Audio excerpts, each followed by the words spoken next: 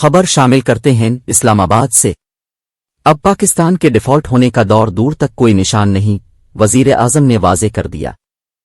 تفصیلات کے مطابق سی پیک منصوبے کے 10 سال مکمل ہونے پر تقریب کا انعقاد کیا گیا۔ شہباز شریف نے تقریب سے خطاب کرتے ہوئے کہا کہ نواز شریف نے چینی صدر کے ساتھ مل کر سی پیک کا سفر شروع کیا۔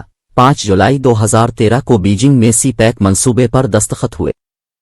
سی پیک کے تحت ملک میں کئی منصوبوں کا آغاز کیا گیا۔ پاکستانی انجینئرز اور ورکرز نے محنت سے سی پیک کامیاب بنایا۔ وزیر اعظم کا کہنا تھا کہ گزشتہ حکومت نے سی پیک پر بھونڈے اور بے بنیاد الزامات لگائے۔ جھوٹے الزامات کے باعث پاک چین تعلقات میں دراڑ ڈالنے کی کوشش کی گئی۔ پاک چین تعلقات ہمالیہ سے بھی بلند ہیں۔ انہوں نے کہا کہ گزشتہ حکومت نے IMF شرائط کی دھجیاں اڑائیں۔ IMF شرائط پر عمل درآمد کیا جائے گا۔ 12 جولائی کو IMF ایگزیکٹو بورڈ اجلاس میں معاہدے کی منظوری ہو جائے گی۔ IMF معاہدے سے پاکستان کو آگے بڑھنے کا موقع ملا ہے۔